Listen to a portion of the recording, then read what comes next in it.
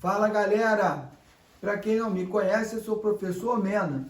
Eu sou delegado de Polícia Civil aqui do Rio de Janeiro e professor de Direito em vários cursos preparatórios para concurso público. Nosso tema de hoje é controle de constitucionalidade preventivo. Porque o tema controle de constitucionalidade ele é bem extenso. Então eu preferi, vamos gravar esse primeiro vídeo, que é o preventivo. No próximo vídeo eu vou gravar o controle de constitucionalidade repressivo. Então é um tema bem extenso, é um tema bem complexo, é um tema que gera muita dificuldade para quem está estudando direito e eu tenho certeza que ele vai ser de grande utilidade para você. Beleza, o Brasil, no Brasil, o controle de constitucionalidade ele pode ser preventivo, ou seja, antes da norma entrar em vigor, a lei ou ato normativo, ou repressivo, ou seja, depois que ela entra em vigor. Depois que aquela lei ou ato normativo começa a produzir os seus efeitos. Beleza, essa é a introdução. Agora nos interessa hoje o preventivo. O controle preventivo pode ocorrer de três formas. Pode ser feito pelo executivo, pode ser feito pelo legislativo, pode ser feito pelo judiciário.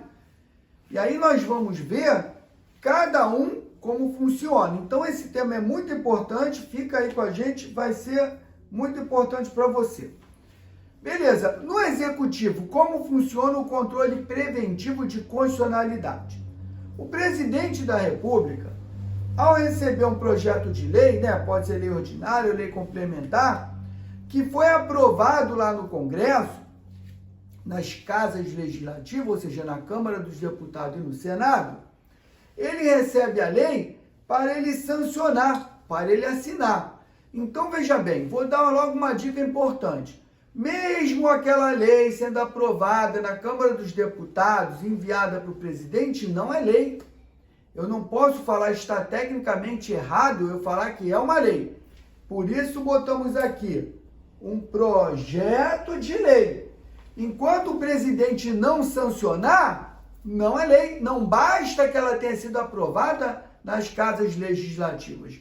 Ela ainda é projeto de lei. E aí, o presidente recebe para sancionar, para assinar. Beleza. E ele pode vetar aquele projeto de lei. Ele pode vetar de duas formas. Se ele entender que é inconstitucional, e é o que nos interessa, é o veto jurídico, ele pode fazer o controle de constitucionalidade preventivo.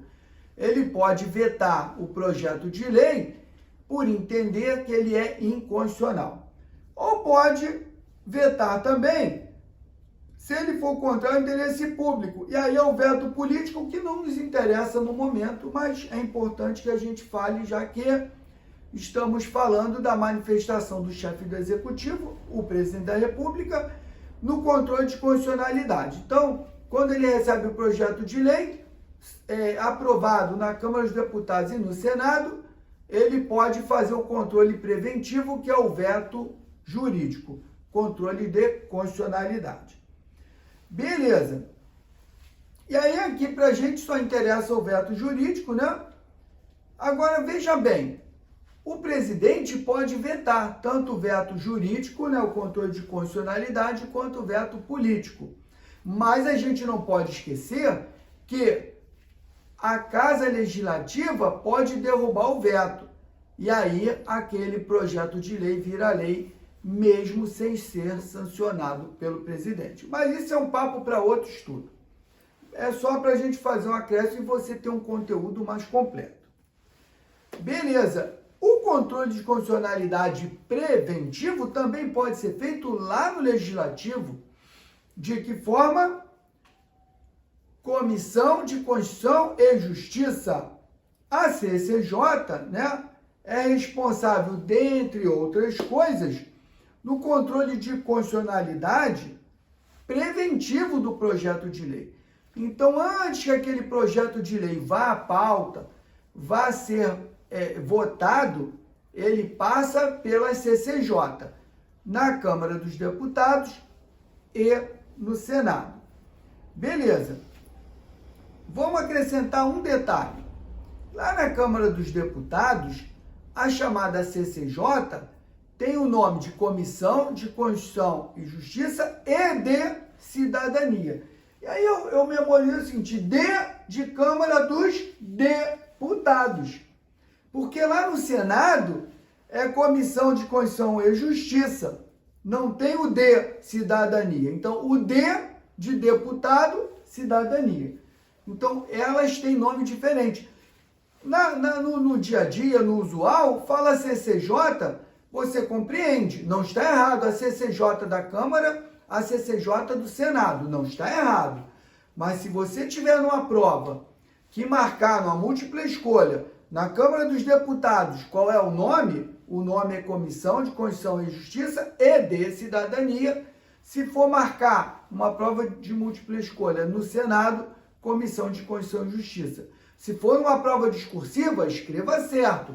Se for uma prova oral, fale certo, porque o seu examinador vai ser severo, vai ser rigoroso com esse erro que se torna grosseiro.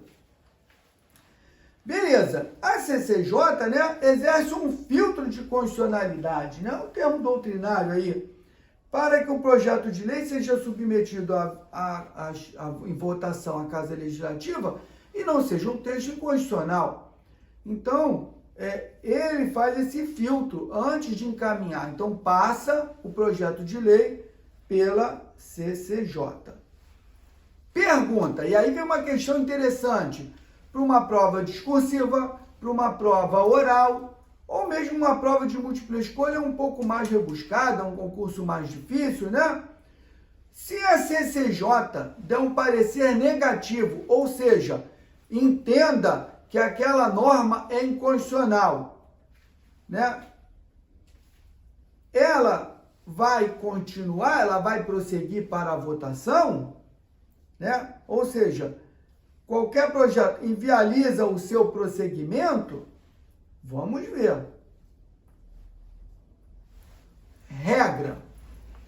Qualquer vício de inconstitucionalidade ou injuridicidade deverá ser o projeto de lei rejeitado e arquivado definitivamente.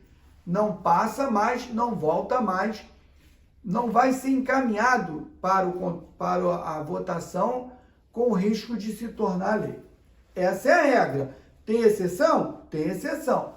Vamos ver no Senado como funciona, né? O regimento do Senado, o regimento interno, né, lá no artigo 101, parágrafo 2º, dispõe que, se a inconstitucionalidade for parcial, né, ou seja, se pudesse consertar aquela inconstitucionalidade de modo a tornar aquela norma constitucional, a Comissão de Constituição e Justiça, né, poderá apresentar uma emenda, corrigir o vício e encaminhar para a votação. Beleza, veja bem, não é a regra, temos exceção. Vamos ver na Câmara. O regimento interno, né, o 54.1 da Câmara dos Deputados, né, estabelece que será terminativo o parecer da CCJ quanto à constitucionalidade e juridicidade, ou seja, não prossegue, arquiva definitivamente. Existem algumas exceções lá pela CCJ, né? O controle preventivo na CCJ. Medida provisória. Por quê? Porque a medida provisória ela é editada pelo chefe do Executivo, pelo presidente da República, e ela tem força de lei. Ela já entra em vigor no momento da sua publicação. Então, ela é como se fosse uma lei, ela já tem força de lei, ela produz efeito imediatamente e depois é que ela é votada pelas casas do Congresso, pela Câmara dos Deputados e pelo Senado. Mas enquanto a Câmara dos Deputados e o Senado não decidem a sorte daquela medida provisória, ela está produzindo efeitos. Então, a medida provisória é um ato normativo semelhante a uma lei que não sofre controle preventivo pela CCJ. Outra, as resoluções dos tribunais, que são leis ou atos normativos, né, que sofrem controle de constitucionalidade. As resoluções são atos normativos dos tribunais e não sofrem controle preventivo da CCJ. Os decretos são atos normativos do presidente da República, que também não sofre controle preventivo da CCJ. Beleza, gente? Então, ó, meu YouTube é prof.omena, o meu Instagram é @prof.omena, me acompanha, me siga, espero que tenha ajudado. No próximo vídeo nós vamos falar controle de constitucionalidade repressivo, que é mais complexo do que esse e eu garanto que vai lhe interessar muito.